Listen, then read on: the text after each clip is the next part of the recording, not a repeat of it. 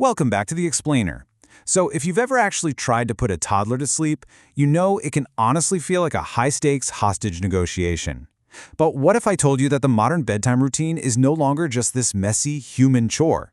When we look closely at today's digital media, we find that getting a kid to sleep has been totally transformed. It's now this highly structured, meticulously reverse-engineered formula. Today, we're going to look at the source code of modern bedtime and explore how the chaotic, emotional reality of a child has basically been distilled into a digital lullaby.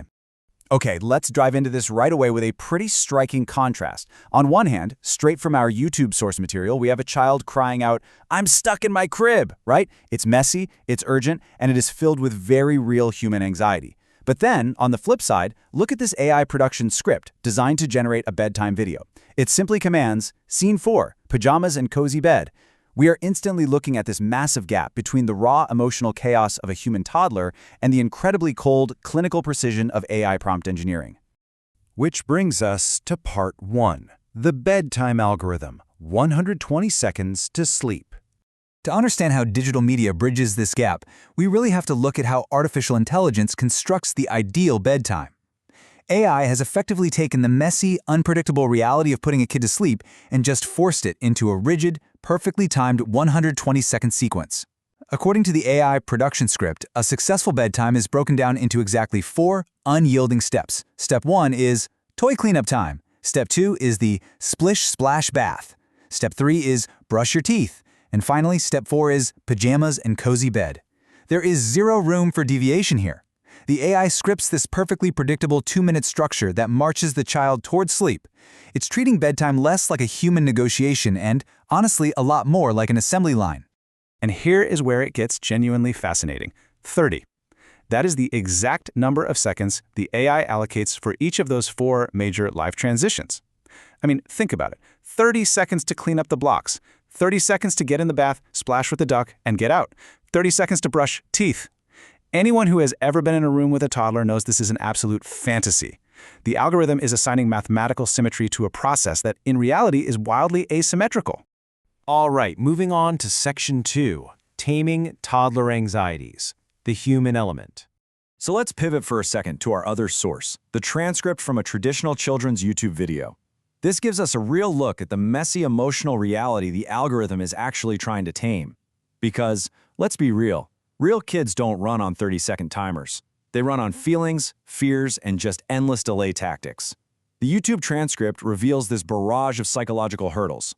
We see the child desperately negotiating for more play, crying out, "Could we keep playing Miss Appleberry? Could we keep playing, please, please?" We see the adult trying to enforce quiet time, deploying traditional tactics like counting sheep and relying on physical props like teddy bears for comfort. It is a literal emotional obstacle course. And the stakes in these digital lullabies? They're actually quite high from a child's perspective. In the transcript, a child plainly says, "I'm scared of the dark." Now that is a primal human fear, and how is it addressed in the media? With this immediate rhyming reassurance, "See your light shine, you will be just fine." The media is actively modeling how to soothe panic using predictable rhythm and simple logic. And this brilliantly illustrates our next point. The child says, "I'm all by myself," expressing some pretty deep vulnerability and loneliness. And the response? No need to fear with your teddy here. Digital media is literally acting as a surrogate soothing mechanism. It's teaching the child to transfer their need for a human presence onto an inanimate object, the teddy bear, just so they can finally get to sleep. Which leads us to Section 3, the big kid transition, losing the bars. Let's explore a very specific narrative arc from the text that perfectly captures this blend of anxiety and resolution, the monumental, often super anxiety-inducing transition from a crib to a big kid bed. The text shows the toddler in the state of frantic repetition. They're chanting, "I'm stuck in my crib, I want a fun bed, a nice new bed like big kids with no bars." There is such a deep irony here. The child is having a minor panic attack over growing up. They are absolutely desperate to lose the physical boundaries, the bars of the crib, but they are simultaneously totally overwhelmed by the arrival of the new reality. And how does the digital script handle this major emotional crisis of growing up and changing beds? With complete, absurdly mechanical logic. When the new bed arrives, there's a problem, and the adult steps in, saying, "Turn it clockwise, righty-tighty, counterclockwise, lefty-loosey." They literally fix the emotional weight of a major childhood milestone by tightening a screw. It's honestly kind of hilarious, but it perfectly shows how these narratives prioritize simple, actionable solutions over complex, messy emotions. Okay, Section 4, Prompting Sweet Dreams, Engineering the Lullaby. So this is where we synthesize the messy human emotions with the rigid digital structures to see how AI actually learns to soothe children. The AI production script doesn't just guess what works. It engineers the lullaby based on the emotional cues established by decades of those very YouTube videos we were just looking at. Notice how this breaks down the exact mechanics of the AI script.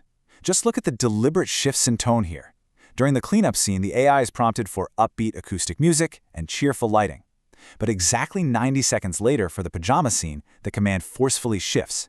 The audio must become a soft lullaby, gentle piano, and the visuals pivot to a cozy atmosphere where the child is explicitly instructed to close your sleepy eyes. The AI is using deliberate sensory manipulation to physically wind the child down. So, the crucial point here is this stark juxtaposition.